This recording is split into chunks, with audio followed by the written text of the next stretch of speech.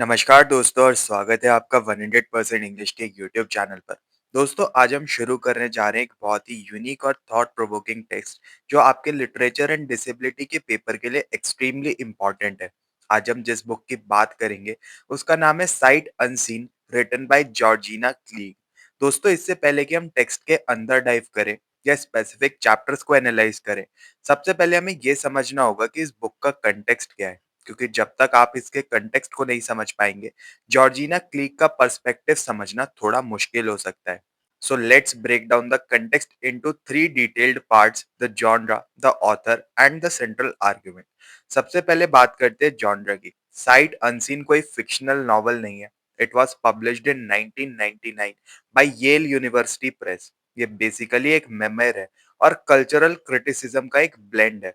इसका मतलब ये है कि जॉर्जिना क्लीग इसमें अपनी लाइफ की पर्सनल स्टोरीज भी शेयर करती है और साथ ही साथ वो ये भी एनालाइज करती है कि हमारी सोसाइटी, हमारा लिटरेचर, हमारी फिल्म्स ब्लाइंडनेस को कैसे रिप्रेजेंट करती है। It's a critic of the visual culture. आमतौर पर हम सोचते हैं कि ब्लाइंडनेस का मतलब सिर्फ अंधेरा या लैक ऑफ साइट होता है, लेकिन क्लीग इस बुक के थ्रू उस नैरेटिव को चैलेंज करती है। वो कहती हैं कि blindness is not just a deficit but a different way of perceiving world. अब आते हैं ऑथर पर। Georgina Kleege, she is essentially an essayist and a professor of English at the University of California Berkeley, but her personal story is the key here. जब वो सिर्फ 11 साल की थी, she was diagnosed with macular degeneration. ये एक ऐसी condition है जिसमें रेटिना का सेंट्रल पार्ट डिटेरियोरेट हो जाता है। So by the definition of the law she is legally blind. लेकिन, और ये पॉइंट काफी इंपॉर्टेंट है, क्लीग पूरी तरीके से ब्लाइंड नहीं है। She has some peripheral vision. और ये जो ग्रे एरिया है between total blindness and perfect sight, इसी स्पेस से वो ये बुक लिख रही है। She writes not just as a person with a disability but as an intellectual who refuses to be pitied. वो ट्रेडिशनल मेडिकल मॉडल को रिजेक्ट करती है जो कहता है कि डिसेबिलिटी एक प्रॉब्लम है जिसे क्योर करना चाहिए। Instead she advocates for a model जहां ब्लाइंडनेस को एक आइडेंटिटी और एक कल्चर की तरह देखा जाना चाहिए। Finally let's talk about the core theme और the purpose of this research. Kleege argues that our world is obsessed with vision. हमारी भाषा देख लीजिए। हम कहते हैं I see what you mean, मतलब मैं समझ गया। हम इंटेलिजेंस को साइट से जोड़ते हैं। तो जब सोसाइटी ब्लाइंडनेस को देखती है तो वो उसे सिर्फ ट्रेजेडी या लॉस की तरीके से नहीं देखती।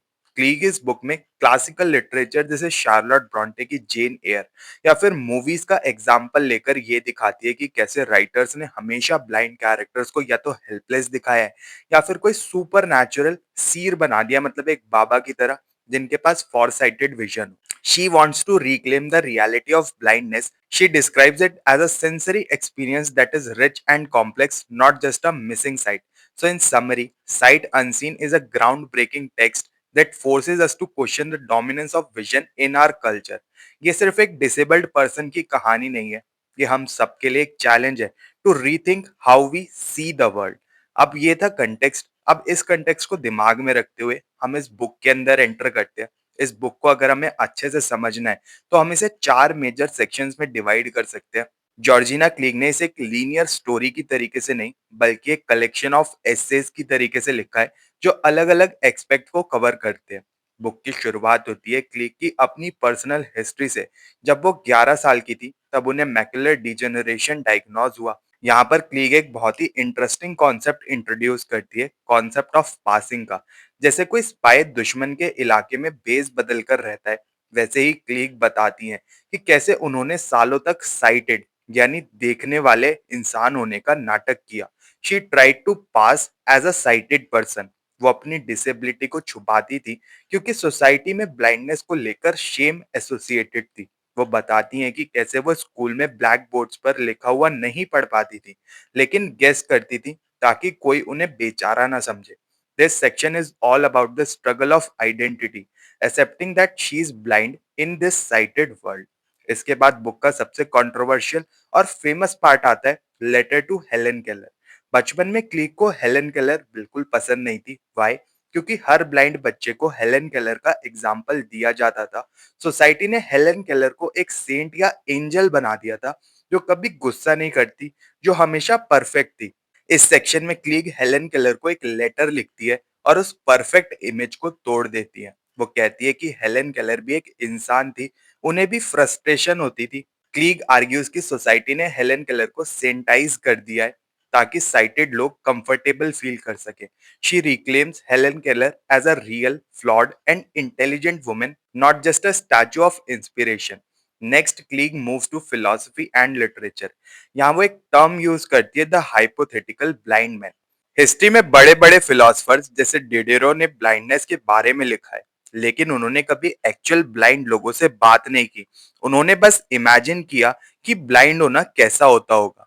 क्लीग पॉइंट आउट्स कि लिटरेचर में ब्लाइंड कैरेक्टर्स हमेशा दो एक्सट्रीम्स में होते हैं। या तो वो सुपर नेचुरल सेर्स होते हैं, जैसे टेरेसेस एंड मिथ्स, जिनके पास डिवाइन विजन होती है, या वो बिल्कुल हेल्पलेस विक्टिम्स होते हैं।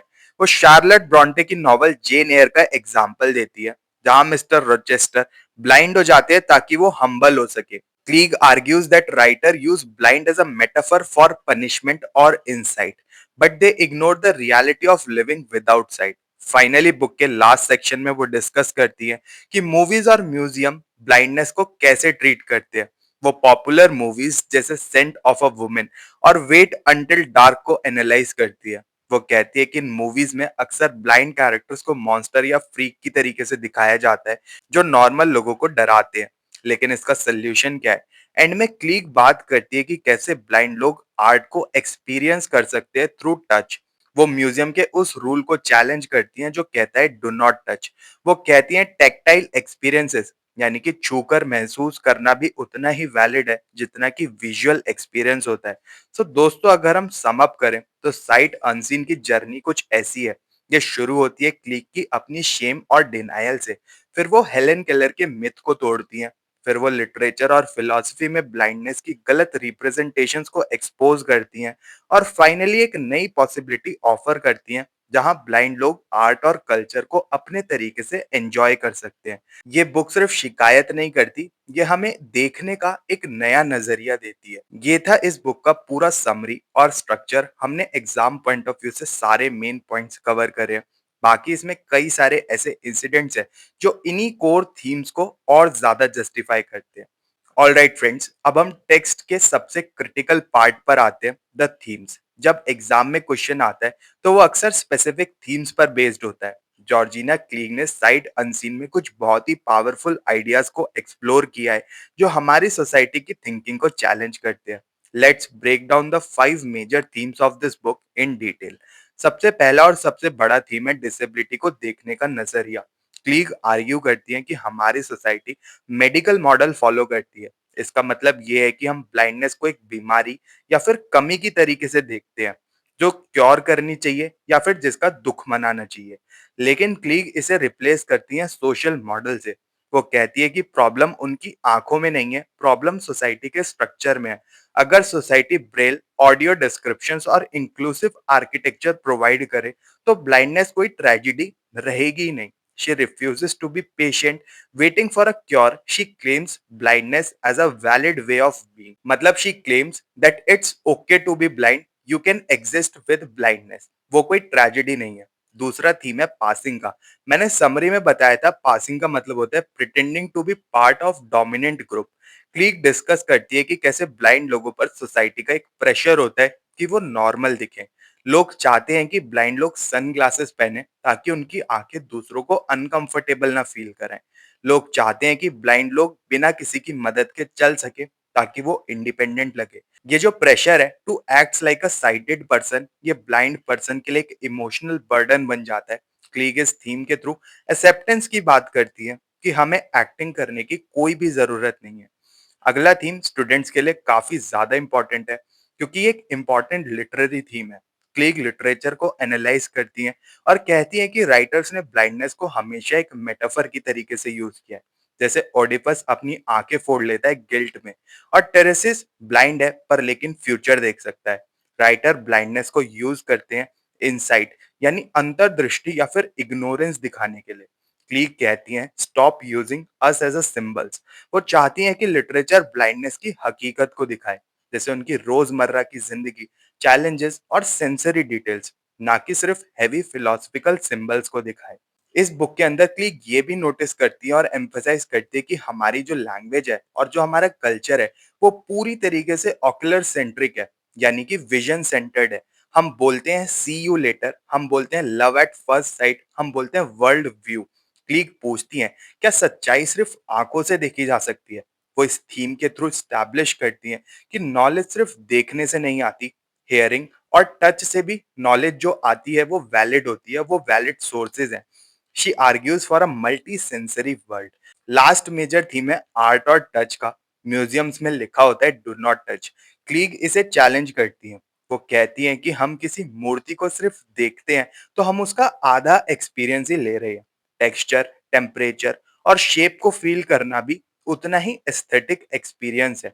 ये थीम वर्ल्ड को इनवाइट करता है कि वो ब्लाइंड लोगों के लिए नए दरवाजे खोलें और साइटेड लोगों को भी सिखाएं कि हाथों से कैसे देखा जाता है। सो फ्रेंड्स, इन थीम्स को समझने के बाद हम इस कंक्लूजन पर पहुंचते हैं कि साइट अनसीन सिर्फ एक मेमर नहीं है, ये एक कल्चरल मैनिफेस्टो है। इस बुक के थ्रू जॉर्जिना क्लीग ने 3 बड़ी चीजें अचीव की हैं। सबसे पहली, डीमाइथोलाइजिंग द ब्लाइंडनेस। उन्होंने ब्लाइंडनेस के आसपास जो डर और मिथ्स थे कि ब्लाइंड लोग बेचारे होते हैं या फिर सुपरनैचुरल होते हैं, उन सबको तोड़ दिया। Humanising the experience. उन्होंने दिखाया कि ब्लाइंड लाइफ भी उतनी ही नॉर्मल, कॉम्प्लेक्स और रिच होती है जैसे कि किसी और की लाइफ होती है। Challenging the sighted world. उन्होंने हम सबसे, द साइटेड रीडर से एक सवाल पूछा कि हम विजन को इतना इंपॉर्टेंस क्यों देते हैं।